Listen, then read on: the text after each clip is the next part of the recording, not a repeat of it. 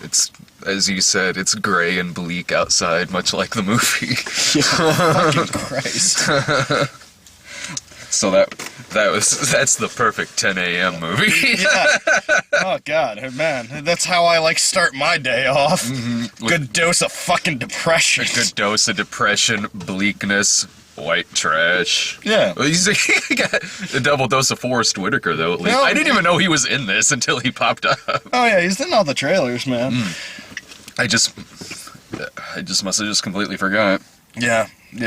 Better than Black Nativity in terms of Forrest Whitaker movies for the weekend. Oh, much better. My favorite Forrest Whitaker movie of the year. You have seen all of them, haven't you? Yes, I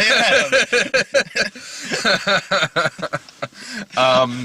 Well, you were talking that maybe this wasn't the right time of day for you to... Yeah, no, because, okay, like, honestly, this movie was good.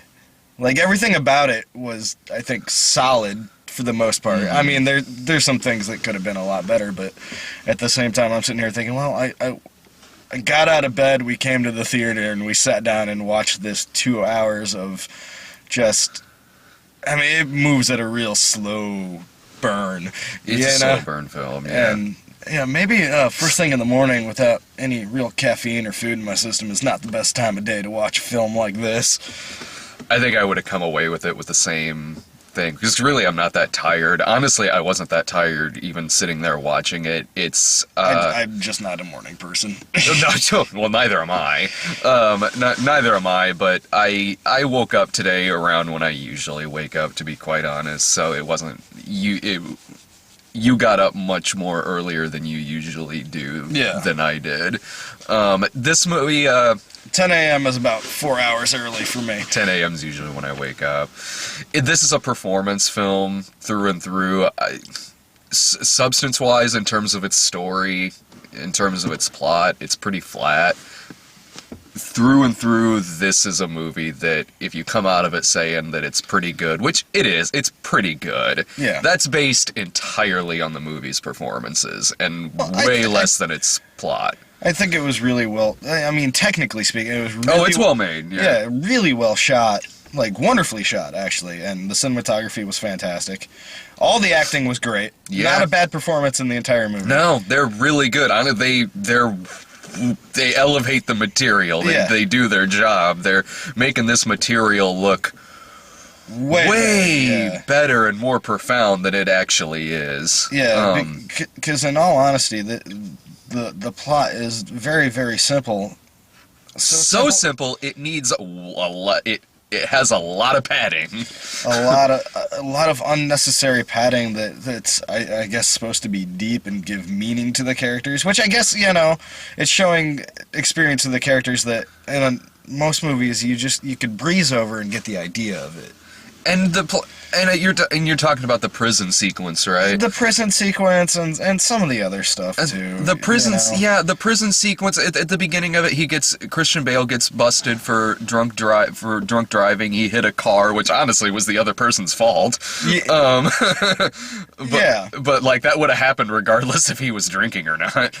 But anyway, that whole prison sequence, like, it would have been necessary if his character was at all changed after that happened, and he's not. He's the same person after that he was before.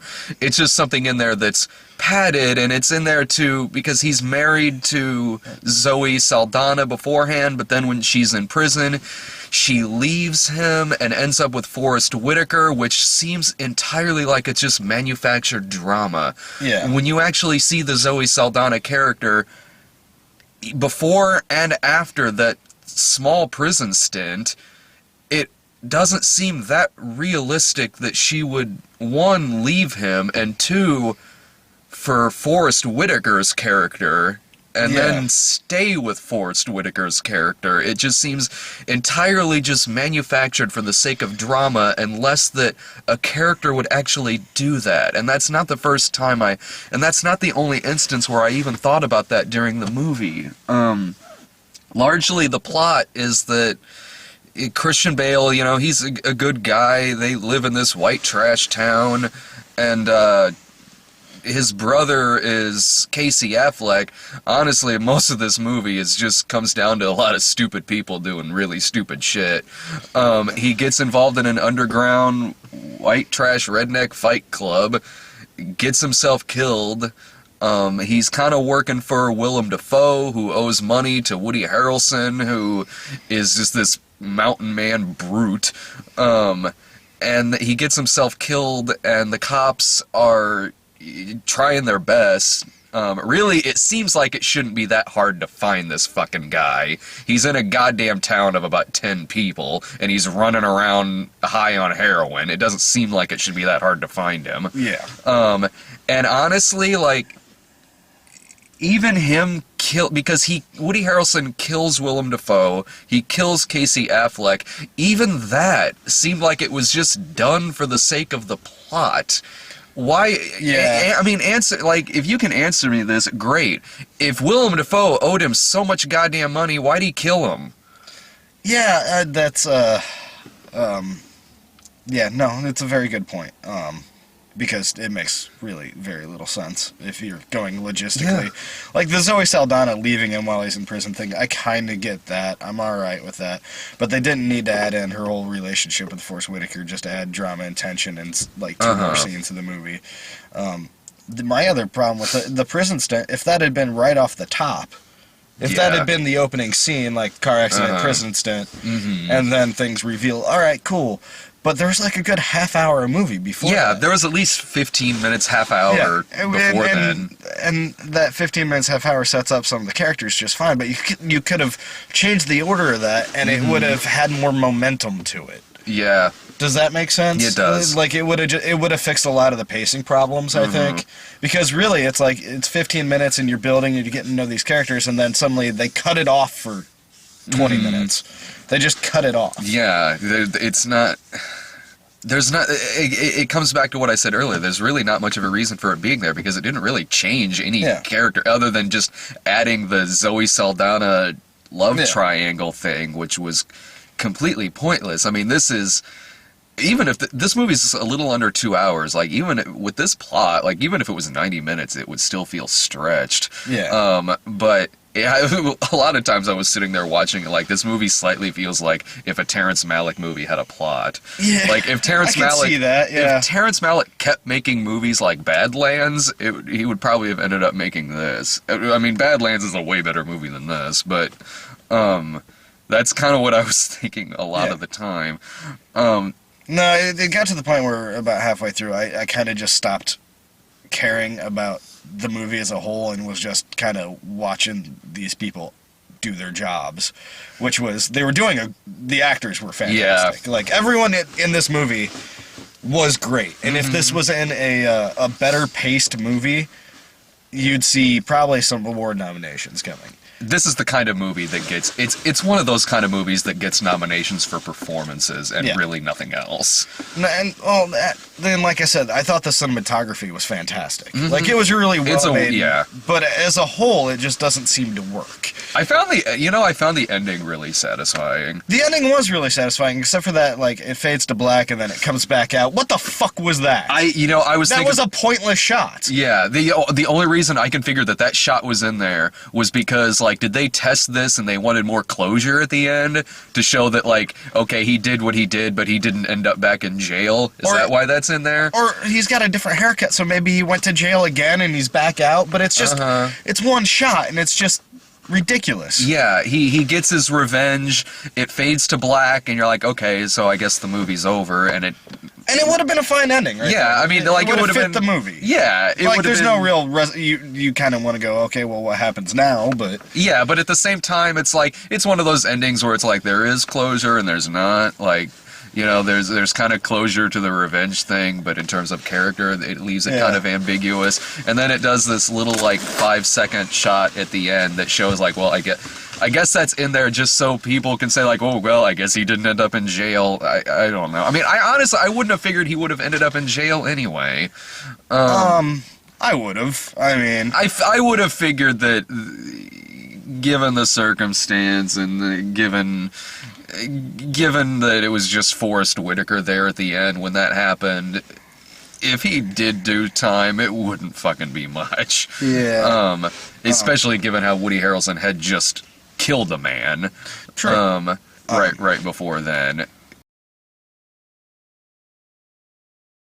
Woody Harrelson's easily the best part of this movie. Oh, he's great. You know who I also thought Casey Affleck was maybe a close second to him. Yeah, I mean, yeah, Woody Harrelson is more entertaining. The character that Woody Harrelson is great in this. Again, like I said, for me anyway, he was my favorite part about it, but he is really cartoonishly white trash. Like, the opening scene is him stuffing a hot dog in a woman's mouth. Yeah. And where most of the time I was just sitting there trying to figure out what they were watching at the drive-in. It seemed really arty. Yeah, I was like, what is this? Is this some, like, I couldn't quite pick it up, but anyway, like, the character that Woody Harrelson plays is, this is to the character and not him. The character is almost written just more obnoxious than he is intimidating at all. Like, okay, this is the kind of character that, like, would try starting shit with Steven Seagal and then get his ass handed to him 10 seconds later. He's like that guy that you see in, like, action movies with, like, Seagal, Van Damme. Hell, I saw 20 of this guy in fucking Homefront last week. Like, that is the character that Woody Harrelson plays in this, and he's essentially the heavy, but he's not really that intimidating. He's just kind of obnoxious white trash that if this guy was in an action movie and not like a hard drama, he'd be in it for 10 minutes. He'd be one of the first ones to die. Well, and that's another thing I think about this movie and his performance in particular is if the movie's pace was a little bit fucking quicker, he wouldn't have seemed as cartoony. Because the whole movie kind of just drones along. Like, his amount of energy that he put into that role just fucking stood out. Like, yeah, and especially because there's long stretches that he's not in. Yeah. Like, he's in the opening scene, but then maybe it's 15 minutes before we see him again, and even then it's for like 5 seconds. And then like a half hour goes by, then he's back. He's in it very sporadically. Honestly, if you totaled up his scenes in the movie, it would maybe be 15 minutes worth of film. 15, maybe a 20 half hour. That whole ending sequence, that was a good. Okay, 15 minutes. okay. True, yeah. But aside from that, like, before then, he's just in it kind of sporadic, and when he is in it, it is a sudden It's a burst of energy. Yeah, it's a change of tone because there's a whole lot of. There's at least 3 or 4 good 10-minute long silent sequences in this movie. Yeah. A lot of stuff at the mill, which, again, is what reminded me of, like, something like it's Days of Heaven, but with, like, revenge and shooting people with rifles. Yeah, the more we talk about this, the more I'm picking it apart and the less I liked it. Because I came out of the theater kind of like, I might have liked this more in a different situation, but... I think your instinct is right, honestly, Yeah. because I'm not tired, and I have relatively the same thoughts that you did. Okay. Yeah, it's... But part of me still enjoyed parts of it. Like, on a technical aspect, because we see so many fucking movies. Yeah. There comes a point where, like, the technical aspects of it do stick out to you. Yeah, and it did for me, too. Yeah. I mean, it looked... But that wasn't surprising. But in the whole, it wasn't a satisfying movie. No, it wasn't really, like... And even, like, the technical aspects, it wasn't like I was surprised by any of it, because it looks like the trailer does. The look of this film is exactly what I figured it would be from judging from the movie's trailer, judging from everything I've seen about the movie. It's a little slower paced than I thought it would be necessarily from the trailer. Yeah. But... I mean, given that one of the last movies I saw was that goddamn 3-hour Bollywood movie with Brian last week, in terms of slow pace, and oh god, this movie was fucking Run Lola Run compared to that. So I would, honestly, I would say it's at least a solid rental. I mean... Yeah, a rental in the mood for, like, a quiet night watching a movie, maybe. Yeah, I mean, especially if it pulls out any nominations, then it might be worth watching just to, you know... If it gets any nominations, it would be by far and away Performance. performance-wise. Maybe cinematography. Maybe, yeah, that's a possibility. And hell, most of the trailers we got at the beginning were Yeah. just mostly stuff that we pretty much figured what trailers we would get. Yeah. Like I knew we were gonna get American Hustle. Other than that, what else even did we The get? polar bears. Is that even like every time? What the fuck is that? You know what weirds me out? One, I don't know. I still don't know if is that something that's going to theaters or is it just watch? Because they don't show that trailer with the other trailers. They show it in the middle of like behind the scenes shit and like the commercials and stuff. And I didn't even know it was actually a movie. I got that the other day in front of Homefront, I think. And I was like, is this actually... I didn't even know it was really a movie until it said rated G and then said like polarbearmovieonline.com or something. Is this going to theaters or what? It completely weirds me out that like the Coca-Cola pandas are They're polar bears, buddy. or polar bears. I wish they were fucking pandas. Oh, so much adorable. It weirds me out that the Coca-Cola polar bears are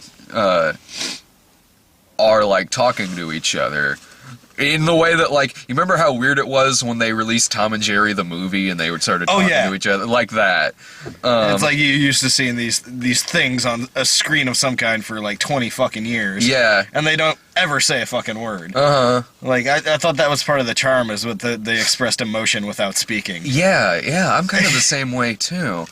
But at the same time, yeah, fuck it. You know? Who gives a shit? It's not made for us. So who gives I a wonder rat's how ass? hard I wonder how hard it is to put like soft drink product placement in a full-length movie about that. It can't be really easy. Is it gonna be like fucking Gods Must Be Crazy? A bottle just falls from a plane or something and whops one of them on the head? Oh god, I want that to be the movie.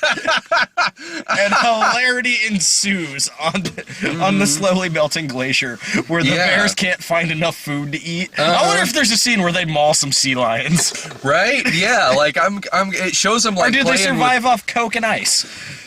ice cold Coca-Cola and like fish maybe, I guess. I mean they're playing with birds and shit, so I guess they don't eat them.